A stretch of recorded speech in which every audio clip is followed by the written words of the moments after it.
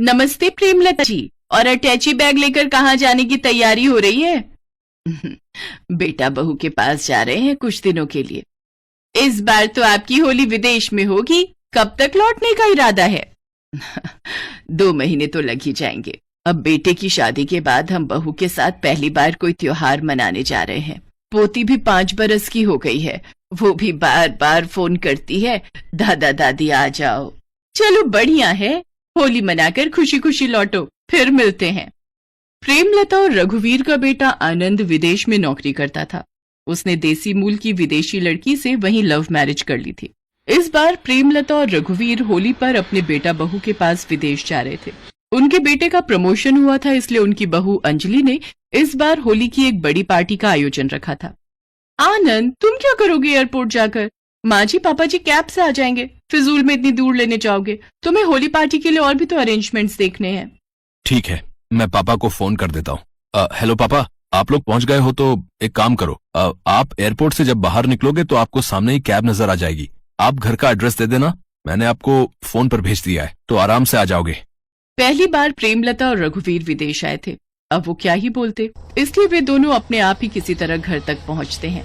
दादी जी, दादाजी, आपको पता है 2 दिन बाद होली है। बहुत सारे गेस्ट आएंगे, मेरे फ्रेंड्स भी आएंगे। वैसे भी बहुत अच्छा है, इसमें हम एक दूसरे के साथ मिलकर बहुत मस्ती करते हैं। दादी, ये सब क्या है? नैन्सी बेटा, ये होली पूजन का सामान है और ये होली खेलने का गुलाल, रंग और तुम्हारे लिए ये पिचकारी लाई हूँ। दादी, मैंने तो ये सब आज तक नहीं देखा। मॉम डैड तो बस म्यूजिक लगाकर डांस करते हैं और टेस्टी टेस्टी फूड खाते हैं। दादी, होली पूजन क्या होता है? बेटा, होली पूजन रंग की होली से 1 दिन पहले होता है, जिसे हम होलिका दहन कहते हैं। होलिका दहन दादी, मतलब? बैठो, मैं तुम्हें आराम से समझाती हूँ। माँ जी, आप ये सब क्या उठा लाए हो? यहाँ विदेश में ये सब नहीं चलता। नैन्सी, ये रंग गुलाल का पैकेट वापस रखो। देखा, सारे हाथ खराब कर लिए। माँ जी, हमारे यहाँ होली पर ये सब कोई नहीं खेलता। हम लोग स्टैंडर्ड की होली खेलते हैं। आप ये सब उठाकर अपनी अटैची में वापस रख दो। मॉम, मुझे पिचकारी से खेलना है। नो बेटा, 2 डेज बाद आपका स्कूल है, पानी में भीगकर आपकी तबीयत खराब हो जाएगी। पापा जी, माँ जी को समझा दीजिए, हम विदेश में अपने हिसाब से होली मनाते हैं। अंजलि की बातें सुनकर प्रेमलता की आंखें भर आती हैं। प्रेमलता और रघुवीर भी क्या करते, उन्हें बहू के हिसाब से विदेशी होली मनानी थी, इसलिए वो चुप हो जाते हैं। अंजलि अपने हिसाब से होली की तैयारियां कर रही थी। अंजलि, स्नैक्स और ड्रिंक्स का अरेंजमेंट गार्डन एरिया में रखवा दिया है। ठीक है, बाकी फ्लावर्स ठीक से लगवा लेना और चेयर्स टेबल देख लो, पीटर ने ठीक से लगवाई है ना? बहू, ये पूजन का सामान लाई थी। कौन सी पूजा माँ जी? होली की पूजा बहू, होली का दहन। माँ जी, मैं विदेशी होली मना रही हूँ, मैं कोई पूजा के अरेंजमेंट्स नहीं रख रही हूँ। यहाँ पर खाना पीना होगा और सारे गेस्ट डांस वगैरह करेंगे। अंजलि वहां से चली जाती है। प्रेमलता होली पूजन का सामान वापस अटैची में रख देती है। मेहमान आने शुरू हो जाते हैं। आनंद, पापा जी ने कुर्ता पजामा पहन लिया है और माँ जी की साड़ी भी देखो कितने पुराने स्टाइल की है। अंजलि, माँ पापा शुरू से ही ऐसे कपड़े पहनते हैं, उन्हें कुछ नहीं कह सकती। अब तुम सब कुछ छोड़कर उनका वेलकम करो। अंजलि और आनंद पार्टी में आए मेहमानों की खातिरदारी में लगे रहते हैं। तभी आनंद को उसके बॉस का कॉल आता है। हेलो आनंद, मैंने सुना है इंडिया से तुम्हारे मॉम डैड आए हैं। फिर तो आज तुम्हारे घर की होली बिल्कुल हिंदुस्तानी तरीके से होगी। बस मैं कुछ ही देर में पहुंच जाऊंगा। और हाँ, तुम्हारी भाभी और बच्चे भी आ रहे हैं। बहुत सालों से हिंदुस्तान की होली नहीं देखी, तो आज तुम्हारे परिवार के साथ मिलकर हिंदुस्तानी तरीके से होली को मनाएंगे। और हाँ, माता जी को कहना कि वो ठंडाई जरूर बनाए। कितना अरसा हो गया होली पर ठंडाई और गुजिया, समोसे, दही भल्ले वगैरह खाए। अपने बॉस की बात सुनकर आनंद हक्का बक्का रह जाता है, क्योंकि उसने तो कोई ऐसी तैयारी की ही नहीं थी। अंजलि भी परेशान हो जाती है। तभी आनंद के मम्मी पापा आ जाते हैं। आनंद बेटा, घबराने की कोई बात नहीं है, मैं अभी ठंडाई का इंतजाम कर देती हूँ और बाकी गुजिया, समोसे और मिठाइयाँ मैं साथ लेकर ही आई थी। भल्ले भी मैं बना दूंगी। सब कुछ तुम गार्डन एरिया में लगवा दो। सुनो जी, आप गुलाल और रंग भी थाल में सजा कर रख दो। बाकी होली का पूजन के लिए मैं बहू तुम्हें बता देती हूँ कि क्या क्या करना है। सब कुछ हो जाएगा, चिंता मत करो। प्रेमलता अंदर जाती है और अपनी अटैची में रखा होली का सारा सामान ले आती है। अंजलि भी अपनी सास प्रेमलता की मदद कर रही थी। आनंद के बॉस भी अपनी फैमिली के साथ पहुंच चुके थे। पार्टी में आए सब लोग और आनंद के बॉस होली की तैयारियां देखकर बहुत खुश होते हैं। अंजलि बहुत शर्मिंदा थी। उसने अपने सास और ससुर के साथ किस तरह से व्यवहार किया था, वो इसी बारे में सोच रही थी। आज उन्होंने होली की तैयारियां करके सब कुछ संभाल लिया था। तभी नैन्सी सबके बीच कहती है, दादी होली पूजन क्या होता है? नैन्सी बेटा, होलिका दहन के पीछे एक कहानी है। चलो आज मैं सबके बीच ये कहानी सुनाती हूँ। बिल्कुल माताजी, हमारे कल्चर, हमारी भारतीय संस्कृति के बारे में आज हमारे बच्चे और यहाँ मौजूद सब मेहमान जानेंगे, तो ये हमारे लिए बहुत ही प्राउड की बात है। प्रेमलता सबके बीच होलिका दहन की कथा सुनाती है। सब बहुत ही ध्यान से भक्त प्रहलाद और होलिका की कथा को सुन रहे थे। उसके बाद सब प्रेमलता के लिए तालियां बजाते हैं। सब लोग होली पार्टी की बहुत तारीफ करते हैं। दादी फिर तो हम सब एक दूसरे को गुलाल लगाएंगे ना? नैन्सी बेटा, पहले दादी जी से अपनी पिचकारी तो लो, तभी तो होली खेलोगी। अंजलि की बातें सुनकर प्रेमलता की आंखों में खुशी के आंसू आ जाते हैं। नैन्सी भी अपने रीति रिवाज को समझती है। सब मिलकर खूब होली खेलते हैं। आनंद के बॉस भी होली को एंजॉय करके अपनी फैमिली के साथ खुशी खुशी वापस लौटते हैं। कुछ दिन विदेश में रहकर प्रेमलता और रघुवीर खुशी खुशी इंडिया वापस लौट आते हैं।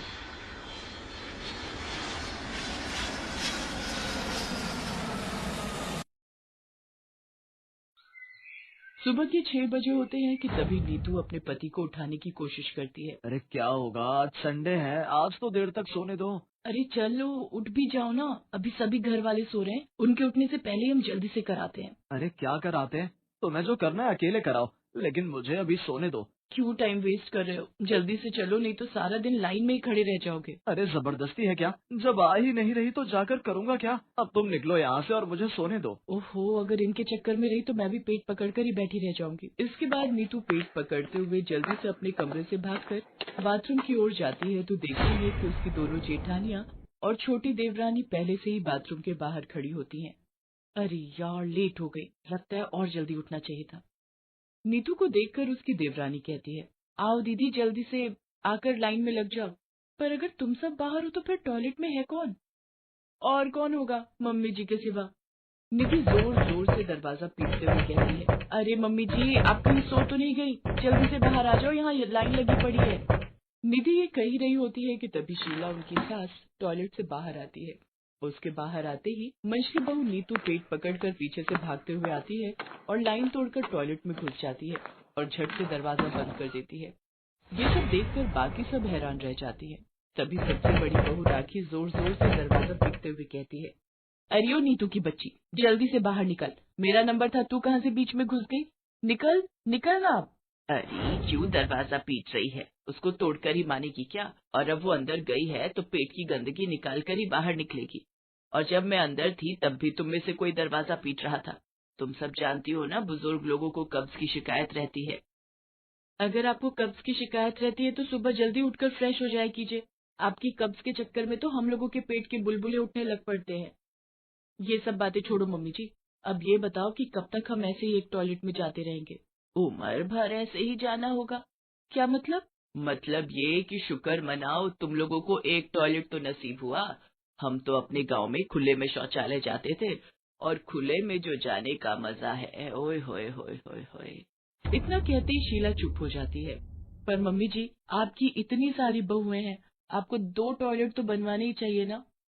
आई बड़ी 2 टॉयलेट वाली, ये घर है, कोई तेरे बाप का होटल नहीं जो 2-2 टॉयलेट चाहिए तुम्हें। मम्मी जी, पर जैसे यहाँ लाइन लगी है ना, ये किसी के घर का टॉयलेट नहीं बल्कि किसी चौल का सुलभ शौचालय मालूम होता है। हाँ, बस इसका ये एक सुख है कि हमें धोने के लिए बाल्टी और मग्गा लेकर नहीं आना पड़ता। निधि बोल ही रही थी कि तभी वहाँ खड़ी राखी जोर से बदबूदार गैस छोड़ती है। उसकी बदबू से वहाँ खड़े सभी अपनी नाक पर हाथ रख लेते हैं। उसके ऐसा करते ही शीला कहती है, हाय मोरी मैया, ना जाने क्या ठूसा था इस कमबख्त ने रात में जो इतनी गंदी बदबू निकाली है। मम्मी जी, जिस घर में 4 बहुओं का एक टॉयलेट होगा वहाँ तो ये सब झेलना ही पड़ेगा। फिर राखी दोबारा से दरवाजा पीटते हुए कहती है, जल्दी से बाहर निकल मेरी माँ, अब तो बर्दाश्त से बाहर है सब कुछ। ये कहकर राखी फिर से दरवाजा पीटने लगती है। शीला देवी की जॉइंट फैमिली थी जिसमें उसकी 4 बहुएं थीं और 4 बेटे थे, और उन सबके लिए केवल एक ही टॉयलेट था। सारा घर एक ही टॉयलेट यूज करता था। वैसे कहने को तो उस घर में 2 टॉयलेट थे, लेकिन दूसरे टॉयलेट की सीट टूट रखी थी और फ्लश पूरी तरह खराब था, जिस वजह से कोई उसे यूज नहीं करता था। बेचारी सारी बहुओं का आधा दिन तो टॉयलेट में अपनी बारी आने के इंतजार में ही गुजर जाता, और ऊपर से अगर गलती से कोई मेहमान घर पर आ जाए तब तो समझो हो गई छुट्टी। ऐसे ही एक दिन दरवाजे की घंटी बजती है, तभी नीतू दरवाजा खोलती है। मैडम, रश्मि जी का पार्सल आया है। रुको, मैं अभी उसे बुलाती हूँ। रश्मि, अरे ओ रश्मि, जल्दी आ, देख तेरा पार्सल आया है। आई दीदी। जी लीजिए। पार्सल देकर कुरियर बॉय वहाँ से जाने लगता है, तभी वो रुककर उन दोनों से कहता है, अगर आप बुरा ना मानो तो क्या मैं आपका टॉयलेट यूज कर सकता हूँ? लेकिन क्यों? क्यों मतलब, ये तो नेचर कॉल है, कभी भी आ सकती है, और इस वक्त मेरे लिए जाना बहुत अर्जेंट है। दीदी, अभी कोई होगा तो नहीं ना टॉयलेट में? मैं क्या जानू रश्मि, लेकिन अब अगर इसे जोर की लगी है तो कर भी क्या सकते हैं। ले जाओ इसे। रश्मि इसको टॉयलेट की तरफ लेकर जाती है, लेकिन जैसे ही कुरियर बॉय दरवाजा खोलने की कोशिश करता है तो वो अंदर से बंद होता है। इतने में अंदर से आवाज आती है, अब कौन है बे, कम से कम यहाँ तो चैन से बैठने दो। सुबह जाने नहीं देते, दिन में भी परेशान करके रखा है। अब तो जब तक कार्यक्रम पूरा नहीं होता मैं बाहर नहीं आऊंगी। अरे दीदी धीरे बोलो, अगर गलती से किसी ने सुन लिया तो क्या सोचेगा? सुनने दो, अगर कोई सुनता है तो कम से कम औरों को भी तो पता चले कि कैसी जालिम सास है हमारी, जो 4-4 बहुओं के लिए सिर्फ एक ही टॉयलेट रखा हुआ है। इसके बाद रश्मि उस आदमी से कहती है, जी माफ कीजिएगा, लेकिन आपको थोड़ा वेट करना होगा। कोई बात नहीं जी, मुझे इनके जितनी इमरजेंसी भी नहीं है। ये कहकर वो आदमी क्रॉस लेग करके खड़ा हो जाता है, लेकिन काफी देर इंतजार करने के बाद भी जब निधि बाहर नहीं आती तो वो आदमी जल्दी में वहाँ से निकलने लगता है कि तभी रश्मि पीछे से आवाज देते हुए कहती है, अरे रुकिए तो, कहाँ जा रहे हैं आप वो काम पूरा करके ही जाइए। नहीं करना मुझे कोई टॉयलेट, अगर मैं ऐसे ही वेट करता रहा तो मेरी पैंट यहीं गीली हो जाएगी। इससे तो अच्छा होगा मैं बस स्टैंड पर बने सुलभ शौचालय में चला जाऊं। ये कहकर वो आदमी वहाँ से भागता हुआ चला जाता है। रश्मि अपना सर पकड़कर बैठ जाती है। कुछ महीने ऐसे ही बीतते चले गए, लेकिन टॉयलेट की समस्या ज्यों की त्यों बनी रहती है। एक शाम जब शीला घूमने गई होती है, तभी चारों बहुएं बैठकर रोज की इस परेशानी का हल ढूंढने के विषय में चर्चा करती हैं। हे भगवान, अब क्या दिन आ गए, हमारी जो सास की चुगलियां छोड़कर टॉयलेट के ऊपर चर्चा करने बैठे हैं हम। सब हमारी सासू माँ का किया धरा है। वो सब तो ठीक है, लेकिन अब ये सोचो कि कैसे हम अपनी सास को दूसरा टॉयलेट भी ठीक करने के लिए मनाएं। ऐसे तो मानने से रही, हमें कोई तरकीब सोचनी पड़ेगी जिससे सांप भी मर जाए और लाठी भी ना टूटे। वैसे मेरे पास एक आइडिया है, क्यों ना हम में से एक का पेट खराब कर दिया जाए, जिससे सारा दिन उसका टॉयलेट में ही बीते। फिर जब मम्मी जी को टॉयलेट यूज करने नहीं मिलेगा, तभी उन्हें दूसरे टॉयलेट की अहमियत समझ में आएगी। वो तो ठीक है, पर किसका पेट खराब करे? तू अपना कर ले, मैं तेरे लिए जमाल गोटा लाई देती हूँ। वाह जी वाह, ये क्या बात हुई, मान न मान मैं तेरा मेहमान। अगर मुझे टॉयलेट में जगह ना मिली तो मेरा तो हो जाएगा ना वही काम तमाम। ऐसा करो, आपका आइडिया है, आप पर ही आजमा कर देखते हैं इसे। ना बाबा ना, ओहो, हम सब क्यों अपना पेट खराब करें? जिसकी वजह से ये परेशानी हो रही है उन्हीं का खराब करते हैं। अभी तो सास होने का फायदा उठाकर वो हमसे पहले टॉयलेट चली जाती हैं। हाँ, ये अच्छा आइडिया है।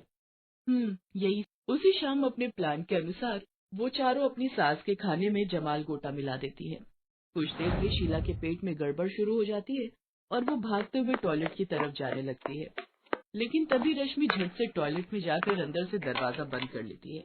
शीला दरवाजा पीटते हुए चिल्लाकर कहती है, अरे करमचली, तुझे सुबह से टाइम ना लगा, जो मेरे जाने पर ही घुसना था तुझे, जल्दी निकल बाहर। कुछ देर में रश्मि बाहर आती है, तभी शीला झट से अंदर जाकर फ्रेश होती है और पसीना पोंछते हुए बाहर आती है। लेकिन अभी वो अपने कमरे की ओर जा ही रही होती है कि तभी उसके पेट में फिर से गुड़गुड़ाहट शुरू हो जाती है और वो वापस टॉयलेट जाने लगती है। लेकिन तभी निधि टॉयलेट जा रही होती है कि शीला उसको कहती है, अरे ओ कहाँ चली, मुझे बड़ी जोर की आई है, जरा भी देर हुई तो तुझे ही साफ करना पड़ जाएगा। मुझे भी जोरों की लगी है मम्मी जी, आप थोड़ी देर इंतजार करो, मैं यूं गई और यूं आई। ये कहकर वो टॉयलेट चली जाती है। अरे जल्दी निकल जा, निकल मेरी माँ। कुछ देर में राखी भी वहाँ आ जाती है और वो शीला से पूछती है, क्या हुआ मम्मी जी, आपका पेट खराब है क्या?